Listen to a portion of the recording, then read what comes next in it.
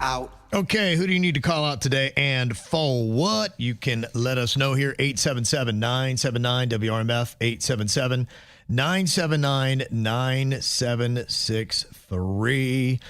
Okay, a couple things to call out. I saw that there were a lot of people really upset. I guess YouTube TV and Disney couldn't reach a contract agreement, and a lot of people were left without their ESPN heading into a college football weekend. ESPN, ABC, Disney, they're all gone. Wow. Because I have YouTube TV. Okay. It's so annoying. Mm-hmm. Yeah, I didn't know how serious that was or if people found a fix before Saturday, but I couldn't even imagine if you had a big old game that your team was playing in, you couldn't get your regular TV, and you feel like, hey, I paid for this already. Oh, you need to be demanding money back. Yeah. I know I am. Well, I'm going to put Rocco on it. He's going to call customer service and get us some money back. And he will. First of all, you always call places and get, if someone slays Virginia $11, she calls them and will stay on the phone for 47 minutes. It's principle. I get it. Yeah. But yes, your Rocco is you have a little tech genius over there. He knows what he's talking about, and he's got nothing but free time. So now he's the new face of the Snickies on customer service. Text coming in from Miami. He's calling out Victoria's Secret. I said, I haven't been in that store in over 8 years, and last week they mailed me a rewards membership coupon book. So it looks like I've been shopping there recently, and of course, my wife sees it, and that didn't go over very well. Who you buying Victoria's Secret for? Oh, no. Apparently, someone shared my information with them, and that's why they sent it to me, but it makes it look like I've been going in there buying stuff, or who knows who that would be. Another call out here. Virginia, I know you had gone to the nail salon. This was last Tuesday, and you said that the girl who came in needed a touch-up. She was barreling it with all kinds of attitude. Yes. And she got the touch-up on all of her nails, which took like 10 minutes. That's not a touch-up, by the way.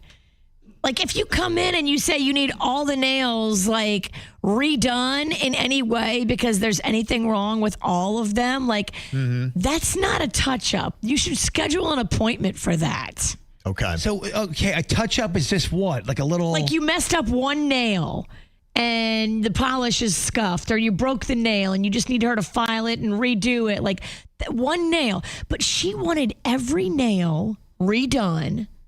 And so the girl that was doing my nails stopped doing mine to do hers. And I literally sat there for 20 minutes while she redid all the polish on this girl's whole nails. And I didn't care because I wasn't in a big, huge hurry. But was the Raging Cajun starting to stir a little bit inside? It was annoying. Yeah. Because I'm sitting there like, well, I'm just sitting here like I don't matter while you're taking care of this girl. And so this girl, after... She got all of her new polish on all 10 fingers, gets up, leaves, doesn't even leave a tip for the girl. Wow. Yeah. I was like, wait, what? Right. How does somebody redo all your nails? You jumped in front of me, and I had to sit and wait 20 extra minutes. So I'm inconvenienced. The nail tech is inconvenienced, and you don't even leave a tip? It's rude. You are a terrorist. Yeah, and it's crazy just how many people know they're being rude and they don't care. Which is, to me, what's crazy, and that's why this segment's for you. Yeah, I mean, I have to call somebody out, too. It was a weird situation. It was a mom and her kid, and she was being mean to her kid to a point where it was loud, and I almost said something, but I go... Dude, you got too many problems right now. You don't need to insert yourself into this. Yeah, and I don't know the backstory, but it was just odd because it was so loud and public, and it clearly was making everybody uncomfortable. But what do you do? I mean, did I fail? Should I not have gotten what? You know what I mean? Do you say something? I removed myself from that situation. I know, and the kid looked kind of sad. I didn't know what to do. And then I looked in the reflection of the bakery, and I looked kind of sad. I don't know if you're the right guy for this pep talk. Now, I believe you've also got a little bit of a Palm Beach scam story to call out here today, Virginia. Oh, my gosh, this is a good one. So I have a new jewelry endorsement that I'm doing, and Ray Bergman, who runs Bergman Jewelers, was telling me this story about he knew a guy that ran a jewelry store on Palm Beach Island, and it's the craziest story. So this chick comes in, and she's going to run a scam. but she needs a co-conspirator. Okay. And so this dude that used to be in business on Palm Beach Island, the jewelry store's not even there anymore. But she comes in and she finds a ring in the case that she likes, and she asks him to see it. And he's like, okay, here you go. And she's like, how much? $15,000. And she's like, oh, okay. All right. Here's what we're going to do. I want you to put that ring in the case. And when I come in with this guy that I'm seeing, I want you to tell us that that ring costs $20,000. And then you're going to pocket $5,000 for me. You're going to get the sale for $15,000 from him. And I'm going to get the $5,000. I'm going to come back and collect. And this jewelry guy's like, all right, fine. Sounds great to me. I'll get a sale. So she does that, gets the ring, and then leaves, comes back 2 weeks later with the same ring. And she goes, okay, now I want you to put this ring that we bought back in the case. I'm going to come in with a different guy. And you're going to tell us the ring is $20,000. He's going to buy it for me. You're going to give me $15,000 and you're going to keep $5,000 for yourself. Whoa. Sold the same ring to the same girl twice, and now she can wear it with her boyfriend and her husband, and they both think they bought her the ring. How about that? Are you just like, wait, what? I'm not even sure I even understand it. Wow, that is so slick. That is pretty diabolical. Next level, right? Yeah, I mean, look, she's right now, I think she is thinking she's very clever, but eventually I think that scam or a scam, I'm sure it's not the only one she's pulling. Oh, I'm sure she's pulling so many scams. Well, if you're going to do that at that level, you're going to probably, are you shocked if there's other scams going on? No. How about that, huh? Isn't that crazy? That's different level. That is different level.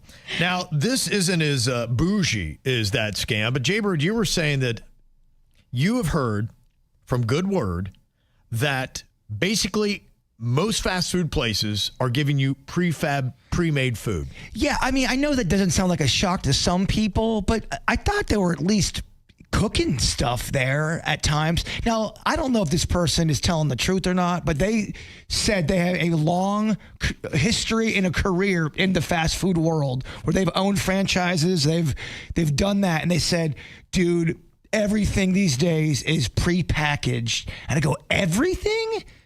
I believe it. Everything is prepackaged and frozen. Well, you kind of get tricked because you see, for example, there's one place I won't say out loud, but you see them with all the vegetables out, and I go, well, even the vegetables, huh? I go, oh yeah, it all comes from a truck. None of it's made in house, and we just kind of reheat it. I've seen some of the people work in some of those places. I'm not sure that's a bad thing. Consistency. The less they have to do with and around my food, probably the better we're going to be. Just saying. I guess I guess you'd call it, is it microwavable food, really? In a sense, yeah. Sounds like what you're doing. I think a lot of it is. Yeah. I know it's not shocking to people. And but they put plastic in the microwave. I thought there were at least some things that were maybe made in-house, but I guess nothing is. Nothing sacred these days, Bird. Just the way it goes. We do need to call out people for doing things right after what we just heard, where people do things wrong. I love when kids do this. It does go viral, but I'm okay with it because it does encourage kids to give. Another kid has gone and refilled an empty candy bowl that was outside of somebody's house on Halloween. So, people came by and they pillaged all the candy, and this kid said, oh, I'm going to give some back so other kids can have some. And of course, he captured that on a doorbell camera, probably completely staged, but I still love it. Oh my gosh. the mom goes, okay, do it again. No, do it again and act like you really are compassionate. Yeah. Have joy in your heart. Joy in your heart. I'm kidding. Mm-hmm. Some other people that are doing things really right. I just saw some video a second ago of Hurricane Melissa and what it did, and we're just getting to the point now to see what kind of devastation it caused in Jamaica. But as you just look at this storm and put it in perspective, it's crazy. 185-mile-an-hour winds. It tied the 1935 Labor Day hurricane and 2019's Dorian, which we remember that. Yeah, we do. As the strongest Atlantic landfalls ever recorded. They say Melissa maintained Category 5 strength for 36 hours. That is the 5th longest on record, because typically they'll get to a Cat 5, but you'll notice you go back to the TV 30 minutes later and it's back down to a 4 or whatever. They just can't sustain that. They lowered whatever the wind detector is down into the storm, got a gust at 252 miles per hour. Oh, my gosh. Did we even know that was possible? No. I don't know. I've heard anything like that. 252 miles per hour. Well, the hurricane hunters in that plane that were flying into the storm had to turn around because the storm broke their plane. They drive this plane into all the storms all the time. Yeah. It's the first time they've had to turn around because the storm damaged the plane so significantly they couldn't keep traveling in it. Are they saying it's the highest velocity storm ever? No, I mean, it's, you've got different categories of it. So the ones that I just kind of listed off are the big categories. But the thing that stands out is how quickly it intensified. It intensified by 70 miles per hour in 24 hours. See, look, you can have all the instruments you want. Mother Nature doesn't play. If she doesn't want to play nice, she's going to go on her own schedule.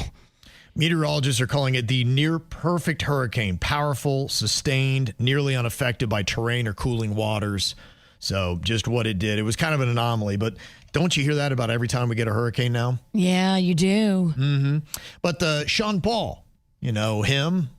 He loves the island from there. He is going to match up to $50,000 in donations for those affected. So he's just one of the many people that are stepping up already to do stuff. And we hope to do some stuff very soon. I just know it takes them a little bit of time to get everything kind of a perspective of how bad is the damage? Where are the needs? What can we do? And then, as you know, it's tough with roads down and all that stuff to get some of the supplies in there. Collection is the easy part. Yeah. Getting it to the right people is the hard part. Right. And you've learned that, too. We've learned that firsthand. Also, another thing that is going on now, I know a lot of people, in fact, approximately 12.7% of Floridians get SNAP benefits. That's just food and things like that. And look, if that's getting cut off, then that's going to make you very nervous.